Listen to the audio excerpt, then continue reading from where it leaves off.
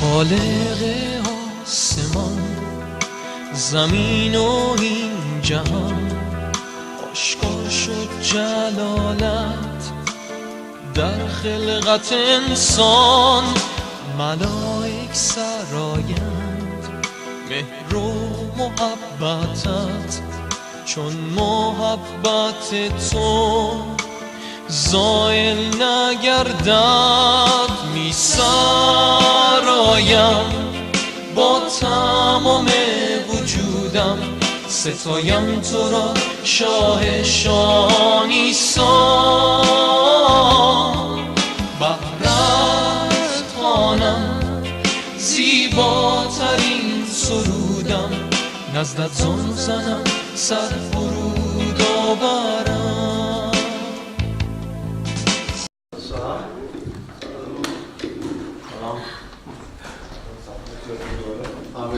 I was just wondering where everyone's gone to tonight. And as I came in, I thought maybe some of them have gone to Mecca.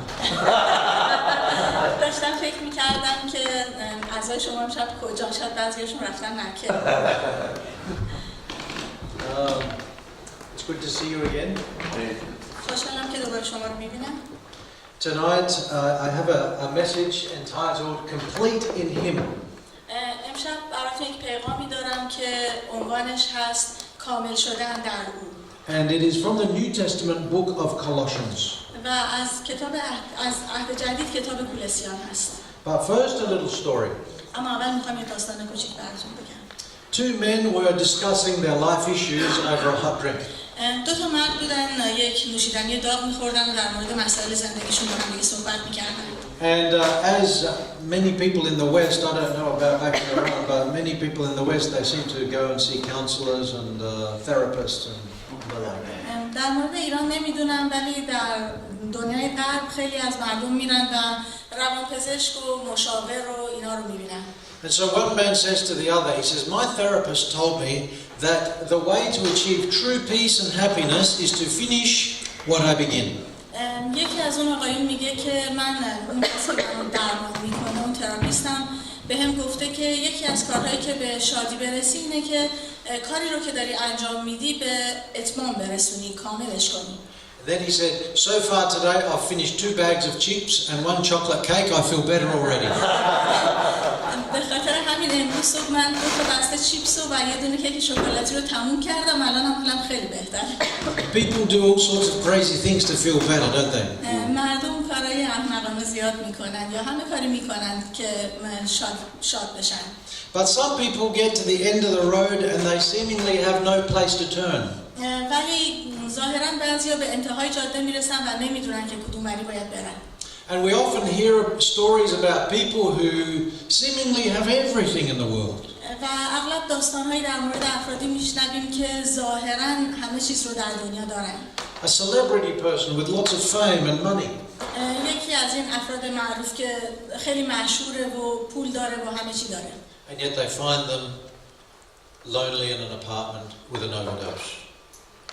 ولی معمولاً اینها رو تنها توی یک آپارتمان پیدا میکنن. The Bible tells us that the Bible tells us in Colossians that fulfillment, true life fulfillment or completeness can be only found in Jesus. کتاب کولوسیان میگه که اون تکمیل شدن و تکامل فقط در عیسی مسیح پیدا میشه. So today we go to the book of Colossians. امروز کتاب کولوسیان رو میخونیم. And if you go there to Turkey, I'm sure some of you I know have been to Turkey. و اگر به ترکیه بریم که فکر می‌کنم بعضی از شما در ترکیه بودید. That's where the Colossians lived. اینجا اون جاییه که کولوسیان زندگی می‌کردن. Near a mountain called Mount Cadmus there in Turkey. کوهی به اسم کدمس، نمیدونم حالا به فارسی چی میشه. And so if you want to open up your Bibles to Colossians chapter 1. اگر کتاب کولوسیان باب 1 رو باز بکنید. And Magnus, maybe I could get you just to read verses 24 to 29. از آیات 24 تا 29 باب 1 کتاب کولوسیان میخونم. Paul is writing this from prison. پولس رو از زندان نوشته. اکنون آن رنج و زحمتی که به خاطر شما میبینم اکنون از آن رنج و زحمتی که به خاطر شما میبینم خوشحالم، زیرا به وسیله رنج‌های جسمانی خود آنچه را که از رنج‌های مسیح برای بدن او یعنی کلیسایش باقی مانده است تکمیل می‌کنم. من طبق مأموریتی که خدا برای خیریت شما به من عطا فرمود خادم کلیسا هستم تا پیام خدا را کاملا اعلام نمایم، یعنی آن حقیقت اسرارآمیز که طی اعصار و قرون مخفی مانده بود اما اکنون برای مقدسین آشکار شده است. خدا صلاح دانست که راز پرجلال و بی‌قیاس خود را در میان ملل غیر یهود آشکار سازد و آن سر این است که مسیح در شما ساکن می باشد و این حقیقت مایه امید شما به سهیم شدن در جلال خداست. ما مسیح را به همه می شناسانیم و با تمام دانشی که داریم همه را آگاه ساخته تعلیم می دهیم تا آنها را به صورت افرادی بالغ در مسیح به خدا تقدیم نماییم. برای انجام این کار من زحمت می کشم و کوشش می کنم و از قدرت عظیمی که مسیح به من می دهد و در من کار می کند استفاده می نمایم. Paul writes here about a mystery that has been hidden from the ages. پولس اینجا در مورد اون رازی صحبت میکنه که مخفی نگه داشته شده. But that has now been revealed. ولی الان آشکار شده. What is this mystery? این راز چیه؟ You know, God has provided signposts throughout the Old Testament. خداوند برای ما نشانه‌هایی گذاشته در طول عهد عتیق. Revealing the mystery.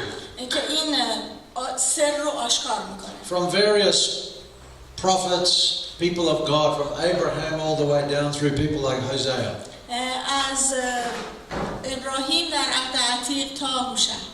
However, now in the New Testament, this mystery has been fully understood. ولی الان در عهد جدید این سر کاملا آشکار شده. Fully seen. کاملا دیده شده. Let's turn to Matthew chapter 13. به کتاب متی باب 13 بریم. Matthew chapter 13 and we'll read verse 17.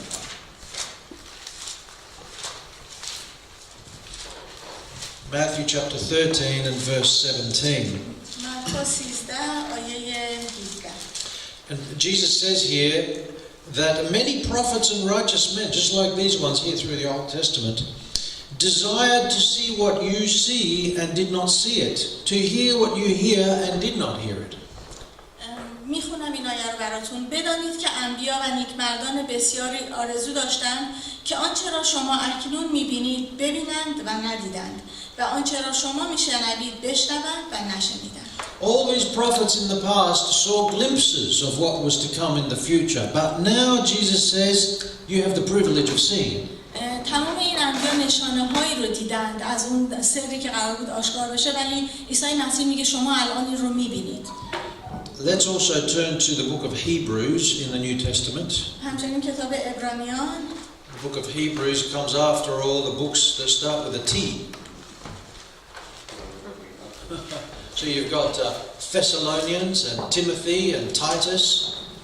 Then you've got a very small book, Philemon, and then Hebrews. تمام این کتابایی که با تی شروع میشه بعد کتاب فیلموس و بعد عبرانیان.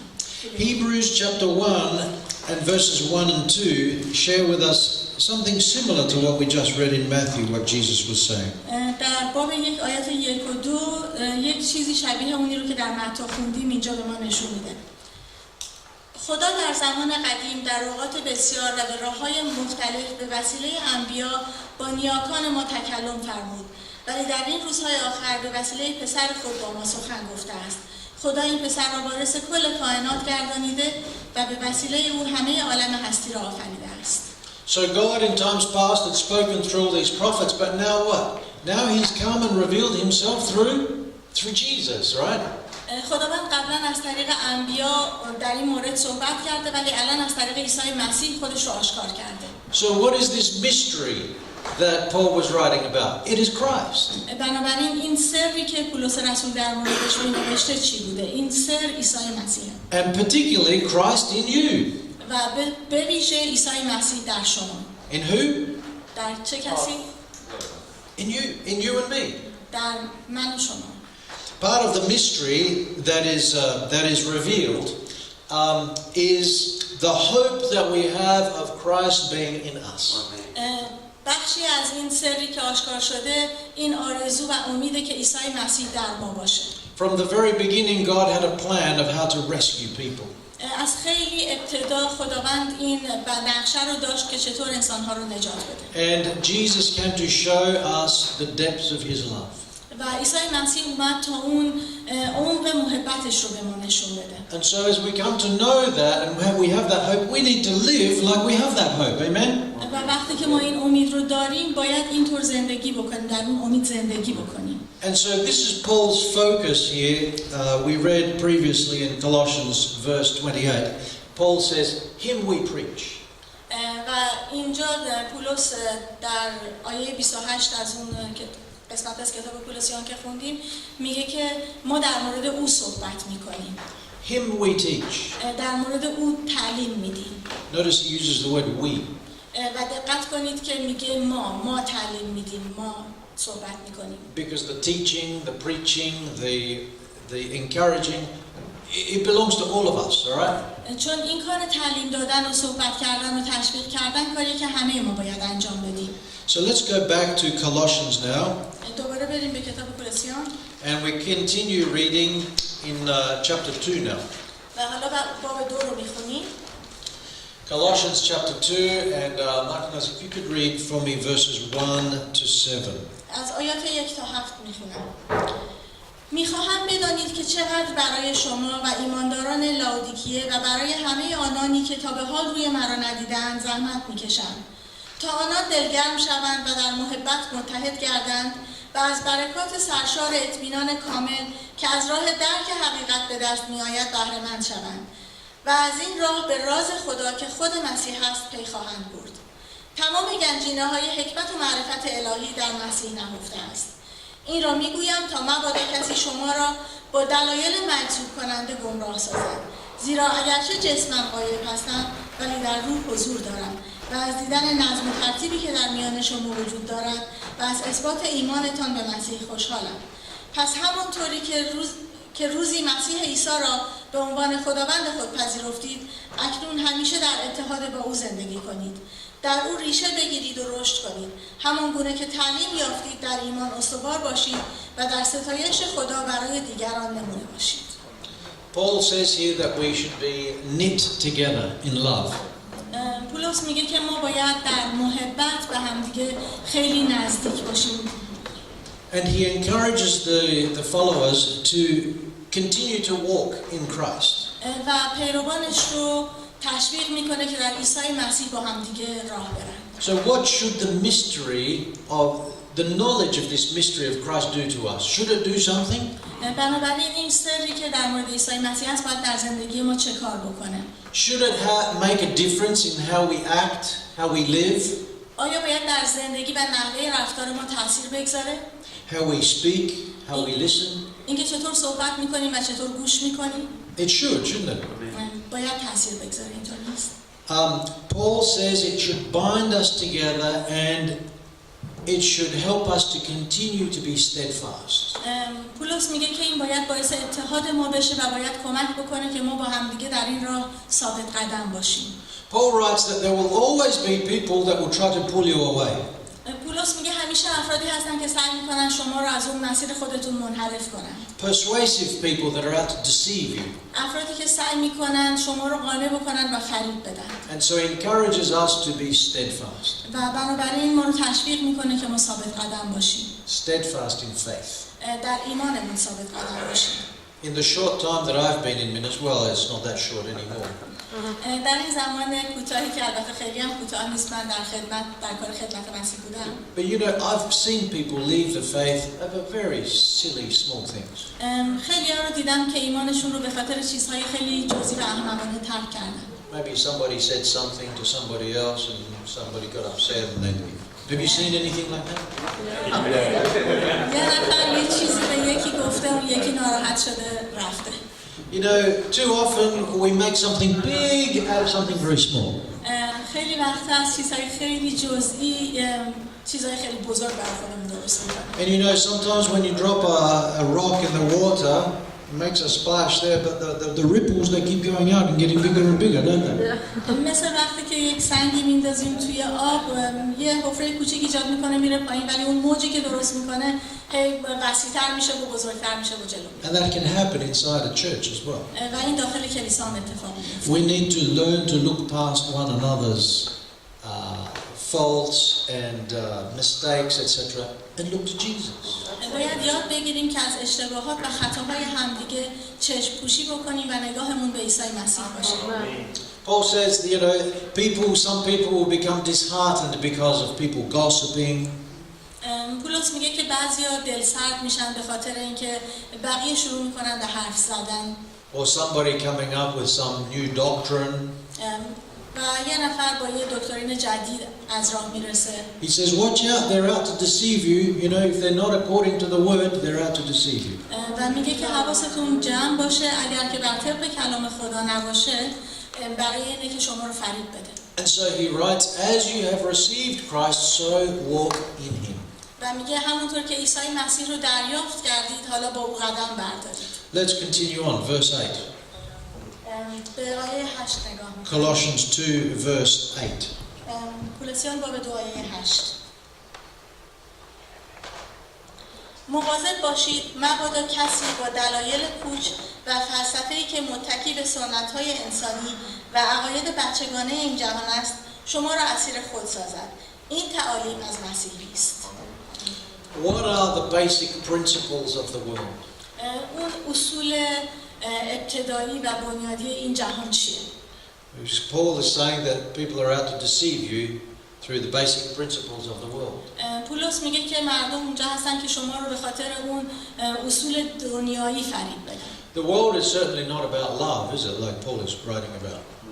جهان بر پایه محبت نمیچرخه، اینطوری نیستش دنیا. What is the world about? دنیا چیکار میکنه؟ These days you could probably say it's getting something bigger and better and showing how good it is on Facebook. این روزا مثلا روش دنیایی اینه که نشون بدیم چقدر یه چیزی که داریم بزرگتر و بهتره، بعد رو فیسبوک بذاریمش پوز بدیم به بقیه.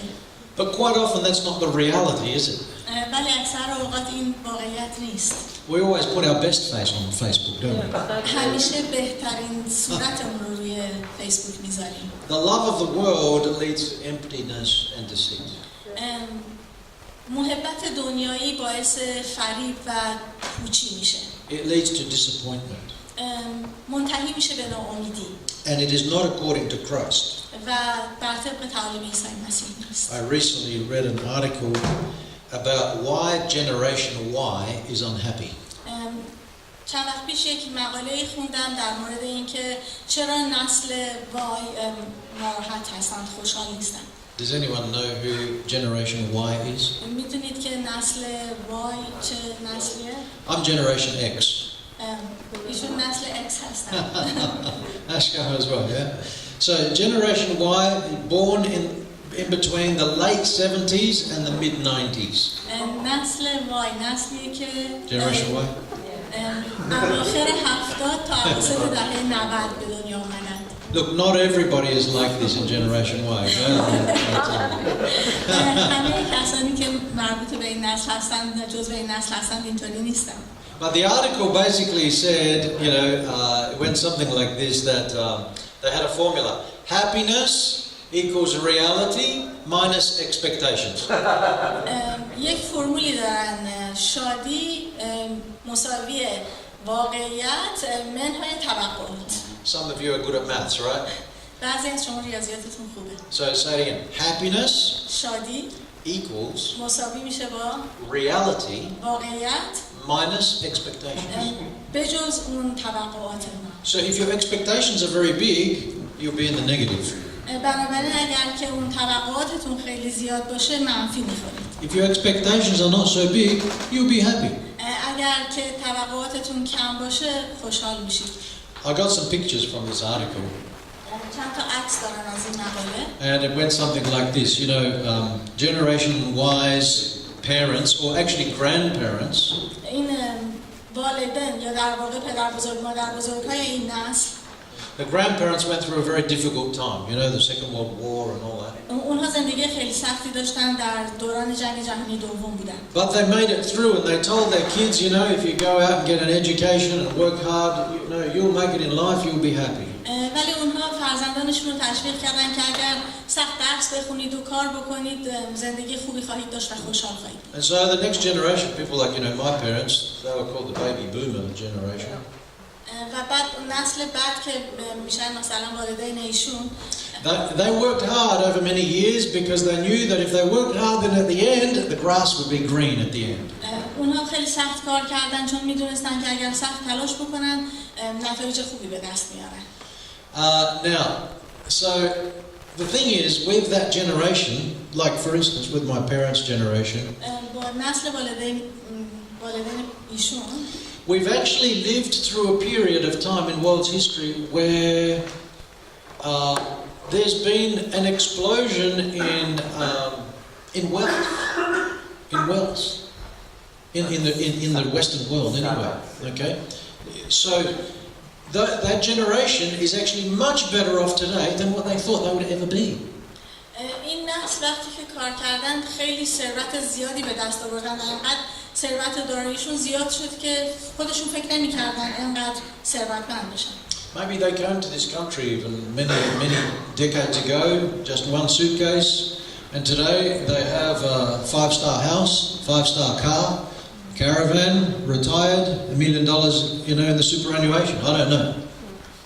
اکثرا اینها مثلا با یک چمدون اومدن اینجا توی این کشور و شروع کردن به کار، ولی الان یک خونه خیلی عالی دارن، ماشین خیلی عالی دارن، شاید احتمالاً $1 میلیون توی حقوق بازنشستگیشون دارن. So you see, their expectations were so high, but the reality ended up even higher. توقعاتشون زیاد بود ولی اون واقعیت که در زندگیشون انجام شد حتی بالاتر از اون توقعاتشون بود. Now the young generation, Generation Y, they think that's just the way it is. و این نسل وای فکر میکنن که همینطوریه. That's the way it's always been, you know. یعنی همیشه همینطوری میشه. I remember years ago, we had people come and visit us. My family is from Poland. یادمه که چند سال پیش کسایی اومده بودن که ما رو ببینن، ما خانواده‌مون از لهستانه. And at that time, Poland was a communist country. و در اون زمان یک کشور کمونیست بود It اونجا. was a difficult time at that time living in Poland. و خیلی سخت بود که اون موقع بخوایم در لهستان زندگی بکنیم. But you know, the people in Poland, they thought that in Australia money grows on trees. ولی اون مردم اونجا فکر میکنن که اگه بیان استرالیا روی درخت‌ها اسکناس در میاد. You just come to Australia and pluck the dollars off the trees. Dollari. استرالیا از روی درخت‌ها پول جمع می‌کنه. Is that how you say in Persian as well? Dollari. Yeah. So now, when you look at Generation Y, they have great expectations. وقتی که ما به این نسل وای نگاه می‌کنیم، اونها توقعات خیلی زیادی دارن. But they don't really have sticking power. Steadfastness, as Paul says, you know. ولی اونها واقعا اونطور که باید ثابت قدم نیستن، توی راهشون استوار نیستن. They think they can do anything, and so here, you know, they use this name Lucy for this person in Generation Y. و فکر میکنن که هر کاری دلشون بخواد میتونن بکنن و این اصطلاحاً بهشون میگیم بیخیالن. Lucy wants more than just grass. و اون یه چیزی بیشتر از اون ثروت طبیعی میخواد. Lucy wants the flowers as well as the grass. مثلا اگه بخوایم بگیم چمن، فقط چمن نمیخواد، گلم میخواد. And so she's thinking, you know, I suppose I could even be president. و پیش خودش فکر میکنه مثلا میتونم رئیس جمهور بشم. But no, that would mean that I would have to stick at something for longer. ولی این به اون معنیه که باید به یه چیزی یه زمان طولانی‌تری بچسبه. And so Lucy thinks that she's going to grow very fast in her career path and get to that top much faster than her parents or the generation before. من این شخص فکر میکنه که باید خیلی سریعتر برسه به اون چیزهایی که والدینش رسیدن، خیلی بیشتر پیشرفت کنه. And she'll have much more than just grass. و فکر میکنه که خیلی بیشتر از فقط چمن به دست بیاره، بیشتر از اون ثروت معمولی چیز به دست میاره. The problem is that after some years she realizes that her expectations are up here, but the reality is still down here. ولی بعد از چند وقت میفهمه که توقعاتش چقدر بالا هستن ولی خودش در اون پایین قرار داره. Because things take time, right? چون همه چیز به وقت احتیاج داره. And so it leads to disappointment. و این باعث ناامیدی اون میشه. And frustration. و خسته میشه. And the other problem is that all of Lucy's friends, they're still down here as well, but on Facebook they make themselves look like they're up here. و واقعیت اینه که دوستاش هم ردیف خودش هستن، اون پایین ایستادن، ولی وقتی که مثلا تو فیسبوک میخوان خودی نشون بدن، خودشون اون بالا نشون میدن، انگار که خیلی پیش رفتن. They're having the holidays. رفتن تعطیلات، They got the high-paying corporate job in the city. یه شغل خیلی عالی توی سیتی دارن. They've got Qantas Club. کلاب کانتاس دارن. And so Lucy, she's not feeling so happy anymore. و به خاطر همینه که این شخص، این دختر دیگه احساس خیلی شادی نمیکنه. See, the way of the world doesn't lead to completeness. اون روش‌های دنیایی باعث تکمیل شدن به تکامل رسیدن ما نمیشه. The way of the world doesn't really give true happiness. روش‌های دنیایی شادی واقعی رو به ما نمیده. What is the way of Christ? ولی روش عیسی مسیح چیه؟ Jesus had a famous sermon in Matthew chapter 5. در متی باب 5 عیسی مسیح یک موعظه خیلی معروف داشت. And I'm sure you know this, we don't have to read it all out. مطمئنم که همه شما اینو بلدید، لازم نیستش که ما بخونیمش. But Jesus has these blessings. Blessed are those who realize their spiritual poverty. و این خوشبحال‌ها رو داره که میگه خوشبحال کسانی که از نظر روحانی که فقر روحانی دارند. Blessed are those who are humble. خوشا به حال کسانی که فروتن هستند. Blessed are those who show mercy to others. خوشا به حال کسانی که نسبت به دیگران رحم دارند. Blessed are those who work for peace. خوشا به حال کسانی که برای صلح کار میکنند. Etc. و غیره. And so Jesus directs our thoughts where? و بنابراین عیسی مسیح فکرهای ما رو به کدوم سمت میبره؟ Jesus directs our thoughts to God. عیسی مسیح فکرهای ما رو به سوی خداوند هدایت میکنه. He reveals our true spiritual condition. اون شرایط روحانی ما رو به صورت واقعی مجسم میکنه. And he shows that we have a spiritual need. و نشون میده که ما نیازهای روحانی داریم. And so in reality it's the same message Paul's saying, beware, don't be deceived by the world. و در واقع این پیغام رو به ما میده که هوشیار باشید و از طریق دنیا دچار وسوسه نشید و فریب نخورید. The solution, God has the solution. خداوند اون راه حل رو داره. To the troubles and things in this world. برای اون مشکلات و چیزهایی که در این دنیا هست. Let's go back now to Colossians. بیایید دوباره برگردیم به کتاب کولوسیان. What does Paul now say? Colossians 2, and we read verses 9 and 10. آیات 9 و 10 رو میخونم از کولوسیان باب 2.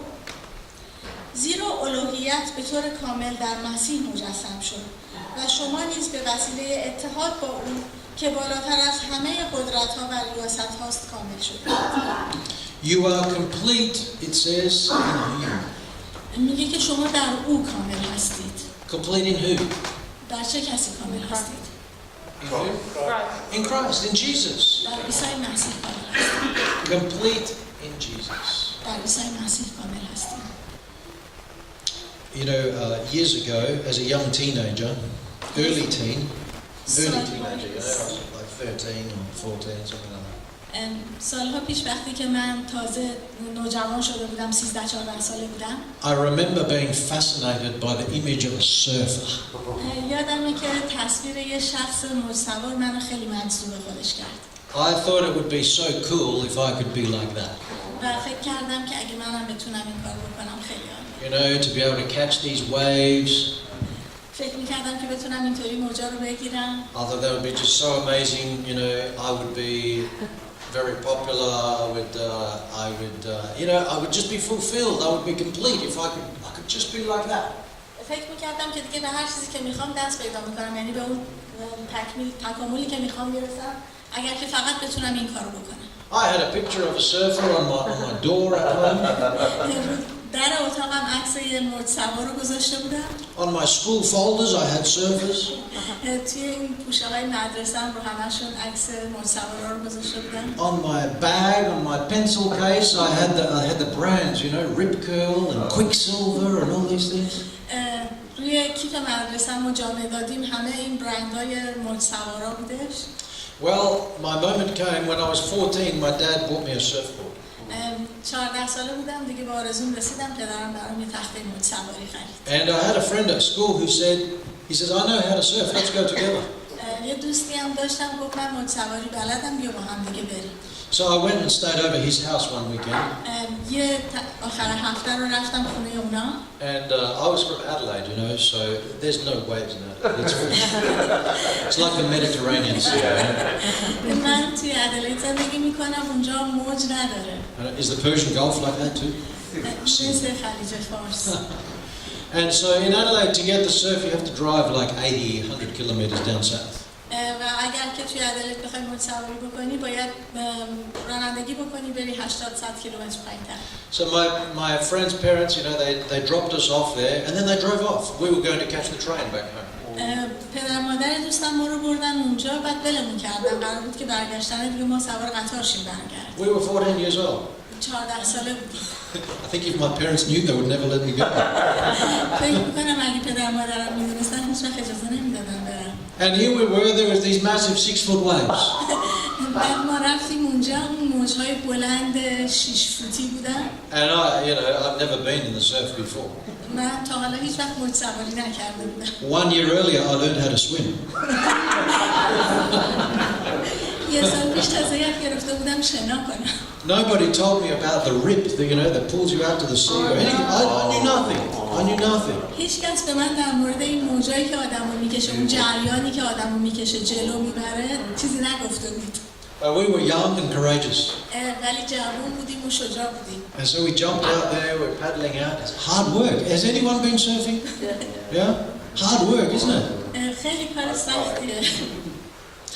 So we're going out there and boom, these 6-foot waves, crash. It's like 2 steps forward and 5 steps back. رفتیم روی آب ولی یه خورده میرفتیم جلو مثلا 2 متر میرفتیم جلو و موج 5 متر ما رو می‌بردن. And then this friend of mine who says he knows how to surf, he comes up, he swims up to me, grabs my board, he says, Daniel, I've lost my board. دوستم که میگفت موج سواری بلدم اومد جلوی من تخته منو گرفت گفت تخته خودم رفت. See, when you go surfing, you have a leg rope around your leg. و وقتی که موج سواری میکنید یه چیزی هستش که روی اون تخته میبندید به پاتون. His leg rope came off, he lost his board. اون تنابه کنده شده بود تختش رفته بود. And so he's hanging onto my board. I think, well, he knows what he's doing, if we're together, we're okay. تخته منو گرفته بود من فکر کنم خب این بلده دیگه. And then we noticed that the current is taking us over right next to these big rocks and reef. و بعد دیدیم که اون جریان آب داره ما رو میبره نزدیک یه صخره. And so my friend says, look, I'm just going to swim in. بعد دوستم گفتش که من شنا میکنم. So he goes in and I'm thinking, I don't want to ruin my new board that I just got for my birthday, so I'm going back out. ولی من فکر کردم که من نمیخوام تختم رو ول کنم تازه گرفته بودمش برای تولدم و میخواستم از بین بره فکر کردم که من با تختم میرم. But I'm getting tired. ولی دیگه خسته شده بودم. And so in the end I think, well, the only way really is to follow him in as well. و آخر سر فکر کردم تنها راهی که میتونم خودم رو نجات بدم اینه که دنبال اون برم. So I found this spot in the rocks that was open, the water would go in. یه جایی پیدا کردم بین صخره‌ها که یه فضایی بود و آب از اونجا داخل میشد. I took my leg rope off. اون تنابو از دور پام باز کردم. And I pushed my board in there when a wave came and it went in between the rocks. اون تختمو هل دادم رفتش بین اون دو تا صخره‌ها. And then I tried to swim. بعد سعی کردم شنا کنم. But if any of you have been in that situation, the water goes in and then the water comes out. ولی اگر تو اون شرایط بوده باشید میدونید که آب میره تو بعد میاد بیرون. So I'm trying to swim into the rocks, but the water's gushing out so fast I can't get into the rocks. ولی من سعی می‌کردم برم سمت صخره‌ها اما آب چنان با شدت میومد که من هول می‌داد عقب نمیتونستم برم. This is how many people die, خیلی از مردم اینطوری مردن. They just get tired and they give up. خسته میشن و دیگه دست میکشن. So I thought the only way in is when a wave comes, I need to be close to the rocks and I just need to get smashed up onto the rocks. بنابراین فکر کردم که وقتی یه موج میاد من باید خیلی نزدیک اون موج بشم و سوار اون موج برم به سمت صخره. And so that's what happened. و این کاری که کردم. I had some cuts on my arm and stuff, but I survived. Praise God. دستم و اینا زخم شد ولی خب خدا رو شکر زنده موندم. Well, we had a new respect for water after that. و بعد از اون فهمیدیم که به آب چجوری باید احترام بذاریم. And I didn't give up on surfing. از بادسواری دست بر نداشتم. But it wasn't so important for me anymore. ولی دیگه برام خیلی مهم نه. But you know, this story is not just about me. ولی این داستان فقط مربوط به من نمیشه. It's also about my friend. در مورد دوستم هم هست. As we advanced through high school, we took diverging paths. وقتی که در دوران دبیرستان جلوتر می‌رفتیم دو تا مسیر مختلف رو طی کردیم. My friend, you could say, was deceived by the world. دوستم فریب دنیا رو خورد. He left the church, کلیسا رو ترک کرد. got married, got divorced, ازدواج کرد، طلاق گرفت. came back to the church, دوباره برگشت به کلیسا. got married, got divorced, دوباره ازدواج کرد و طلاق گرفت. got married, got divorced. دوباره ازدواج کرد و طلاق گرفت. And you know, last time I tried to contact him, and I would like to contact him sometime, but last time I tried to contact him, I couldn't because he had admitted himself to a rehab. سعی کردم باش تماس بگیرم ولی آخرین باری که سعی کردم پیداش بکنم باش تماس بگیرم خودشو برده بود توی یکی از این مراکز بازسازی میگی؟ بازپروری He'd become an alcoholic. الکلی شده بود. And he wasn't allowed to see anyone while he was in the rehab. و وقتی که در اون مراکز بازپروری بود اجازه نداشت که کسی رو ببینه. In his search for completeness, he had come to a very low point in his life. در زندگیش به یک مرحله خیلی پایینی رسیده بود در این مسیری که سعی می‌کرد به تکامل برسه. All the while, the Bible gives us the solution. در حالی که کلام خداوند به ما راه حل رو میده. You are complete in him. میگه که شما در او تکمیل میشید. You are complete in Jesus. شما در عیسی مسیح کامل هستید. He is the solution for every broken heart. راه حل و درمان تمام قلب‌های شکسته است. He has the answers for our life's most difficult questions. و برای سخت‌ترین سوال‌های زندگی ما او پاسخ رو داره.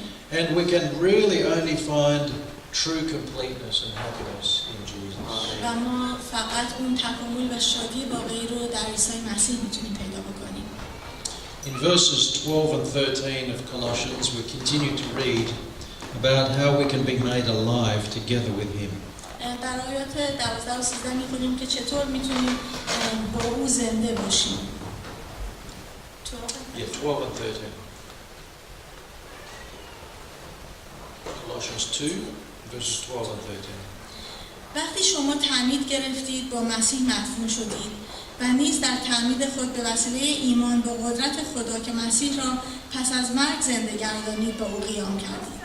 خدا شما را که به علت خطاهای خود مرده و در جسم خود نامختون بودید با مسیح زنده کرد و همه گناهان ما را بخشیده است. We can be made alive together with Jesus. ما میتونیم با عیسی مسیح دوباره زنده بشیم. To live an abundant life. و یک زندگی ابدی داشته باشیم. How is that possible? چطور ممکنه؟ Paul mentions 5 things. پولس رسول به 5 نکته اشاره میکنه. If you go back over those verses, he mentions these things. اگر که برگردیم دوباره اون آیات رو بخونیم به این نکات اشاره میکنه. He mentions obedience. به اطاعت اشاره میکنه. Putting off the sins of the flesh. اینکه گناهان رو کنار بگذاریم، گناهان جسمانی رو. He mentions commitment. He talks about baptism. به تعهد اشاره میکنه، در مورد تعمید صحبت میکنه. He talks about redemption, being raised to life with him. در مورد آزادی صحبت میکنه، اینکه با او دوباره برخیزیم. He talks about an abundant life, being made alive together with Jesus.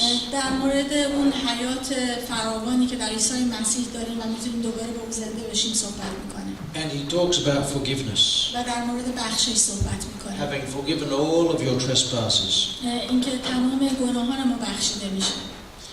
Obedience to God. اطاعت در خداوند. Commitment to Christ. تعهد داشتن به عیسی مسیح. Salvation by faith. و رستگاری از طریق ایمان. Experiencing God's forgiveness.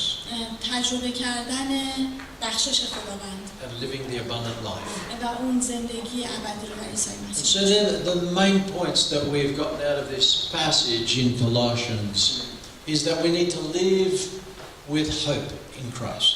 و اون پیغامی که ما از کولوسیان میگیریم اینه که ما باید با امید در عیسی مسیح زندگی کنیم. We need to remain steadfast, not blow around this way, that way. باید ثابت قدم باشیم، نه اینکه به این سو و اون سو بریم. We need to be careful not to be deceived. باید مراقب باشیم که فریب نخوریم.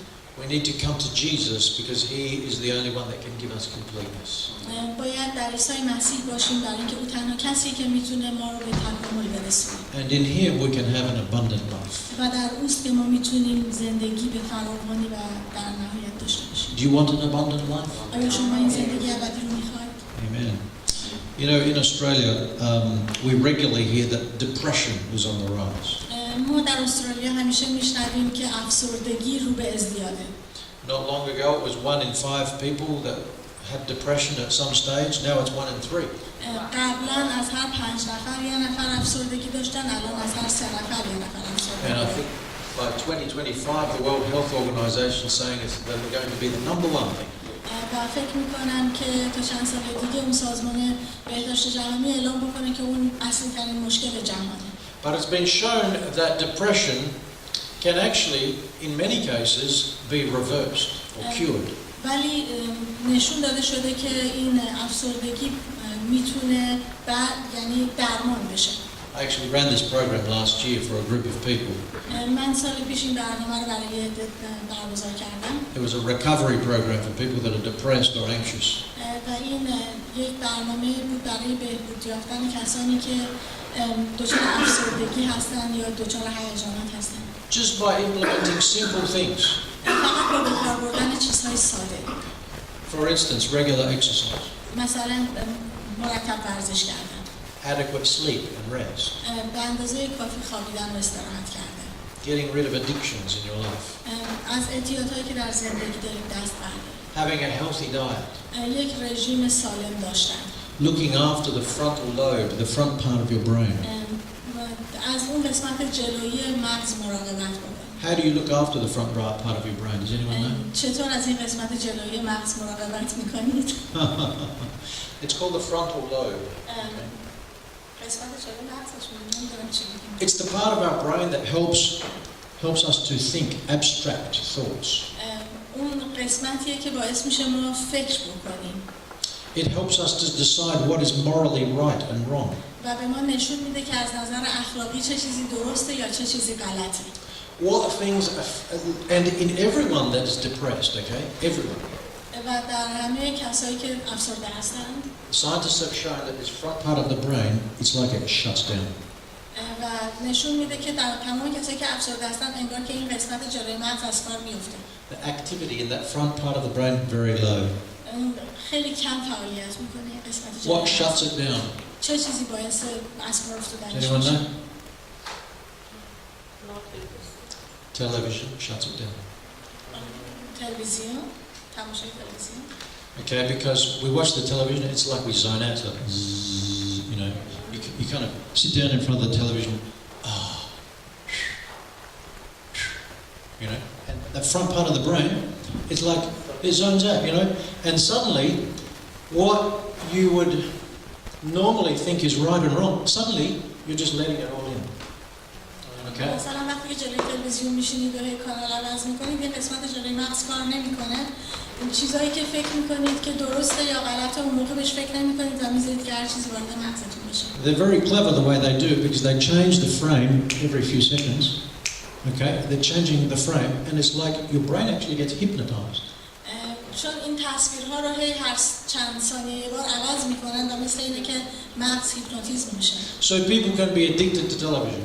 بنابراین مردم میتونن معتاد تلویزیون بشن. Computer games. معتاد گیم های کامپیوتری بشن. Another addiction. اینم یک اعتیاد دیگه است. Shuts down the front part of the brain. که این قسمت جلوی مغز رو میبنده. Certain music, if you listen to certain music. بعضی از انواع موزیک ها. You know, I remember the first time when I travelled overseas on my own, I went to London. I'd never heard music like this before, but this car came past me and the whole ground was moving. یادم اولین بار که رفته بودم لندن هیچ وقت این موزیک رو نشنیده بودم. یه ماشین اومد از بغل من رد شد، وقتی که رد میشد انگار زمین میلرزید. You know, they had the big speakers in the back of the car and the whole thing was doing. اسپیکرهای بزرگ عقب ماشینشون داشتن که این صدا رو میکرد. But these days, you know, the cars drive past, similar, but these days it's like...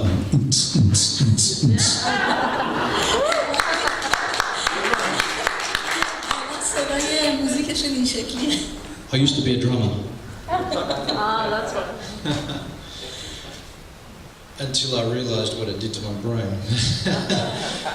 من درام میزدم تا بعد که فهمیدم این دو مغزم داره چیکار می‌کنه. So when we run this program, we actually give people a CD to listen to music. وقتی که این برنامه رو برگزار می‌کردیم به اون افرادی که بودن CD-های موزیک دادیم که گوش کنن. A variety of music that actually wakes up the brain. و موزیک‌هایی بودش که در واقع این مغز رو بیدار می‌کرد. We get them to read the Proverbs. و ازشون خواستیم که امثال رو بخونن. Because people from any religion can read the Proverbs. چون فرقی نمی‌کنه که چه مذهبی داشته باشن امثال رو می‌تونن. And the Proverbs help the brain to think abstract thoughts. و اون امثال کمک می‌کنه که شروع بکنن به فکر کردن. Sometimes people's diet doesn't have the right chemicals to help that front part of the brain, so we get them to eat the right things. بعضی وقتا اون رژیم غذایی که افراد دارن سالم نیستش و باعث میشه که این قسمت مغز کار نکنه. In pretty much every program that is run for depression, though, God is missing. در تمام این برنامه‌هایی که هستش یک چیزی وجود نداره و اون خداوند. One of the key things that wakes up the front of the part of the brain is spirituality. یکی از چیزهایی که این قسمت جلوی مغز رو بیدار میکنه اون روحانیت. So, in many people's lives today, God is missing. در زندگی خیلی از افراد خداوند نیستش. And so it's no wonder that this front part of the brain shuts down and they get depressed. و به همین دلیله که این قسمت جلوی مغزشون دیگه کار نمیکنه، از کار میفته. و اینا دچار افسردگی میشن. And many times, you know, people can even be in the church, but they don't really turn to Jesus every day. They just kind of come to church once a week, thinking that will be enough.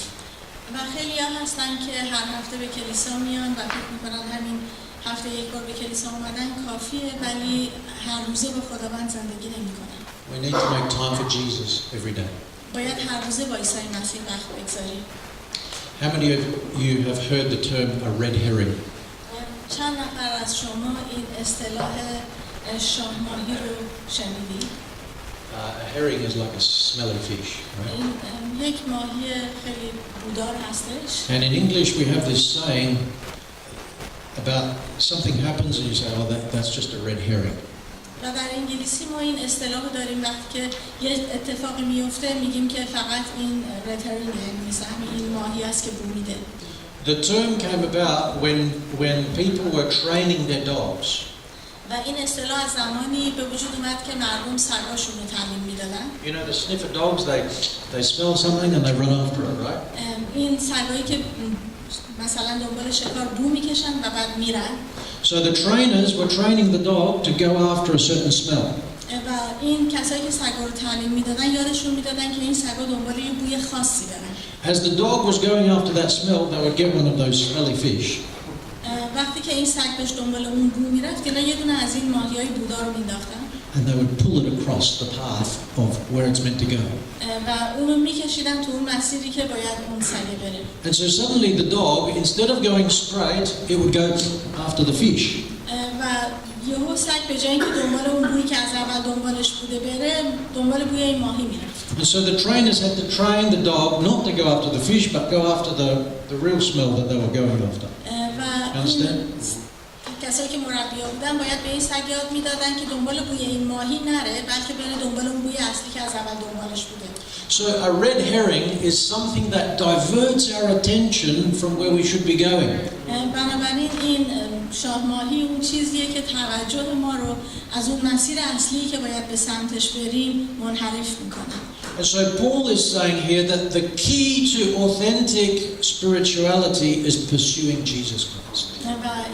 و پولس میگه که این روشی که ما باید دنبال بکنیم برای کامل شدن اینه که به دنبال عیسی مسیح بریم. We are completely sufficient and complete in him. ما فقط در او به تکامل میرسیم. Have you been trying to find completeness?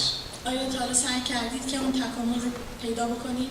Is something missing in your life? آیا چیزی در زندگی شما هستش که کمه؟ Does your life sometimes feel incomplete?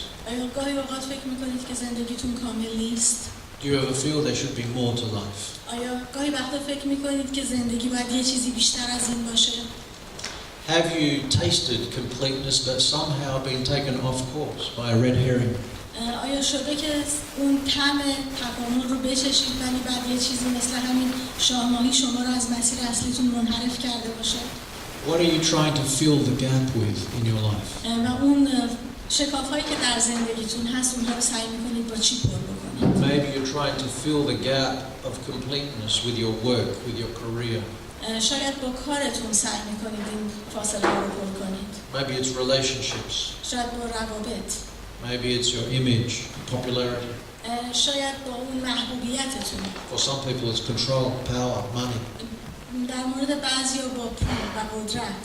My friends, no matter where you go, دوستان فرقی نمیکنه که کجا برید. no matter where you turn, و فرق نمیکنه که به کدوم سمت برید.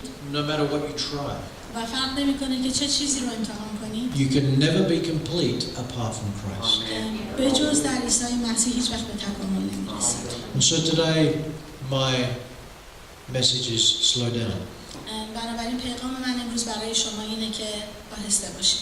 reflect, و عکس العمل نشون بدید. look to Jesus, به عیسی مسیح نگاه کنید. for you are complete in Him. چون در او کامل میشید. Jesus offers you hope, عیسی مسیح به شما امید میبخشه، peace, آرامش and completeness. و تکامل. Won't you decide to follow Him 100%? چرا تصمیم نمیگیرید که به صورت 100% او دنبال کنید؟ You know, Paul writes in Philippians 4, verses 6 and 7, پولس در باب 4 فیلیپیان آیات 16 و 17 می‌نویسه be anxious for nothing, برای هیچ چیزی دچار هیجان نشید، but in everything by prayer and supplication, ولی در همه چیز با دعا let your requests be known to God, بذارید که خداوند نیازهای شما رو تشخیص بده. and the peace of God that passes all understanding و اون آرامش خداوند همه چیز رو در بر میگیره. will guard your hearts through Christ Jesus our Lord.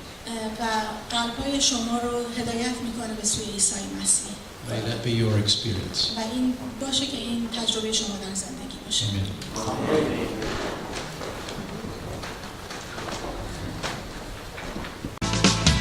خالق آسمان زمین و این جهان، آشکار شد جلالت در خلقت انسان.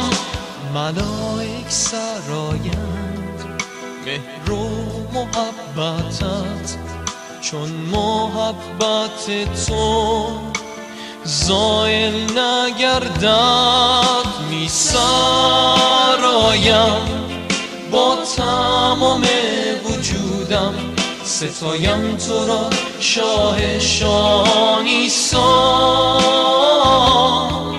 بهرت خوانم زیباترین سرودم، نزدت زان زنم سر فرود آورم.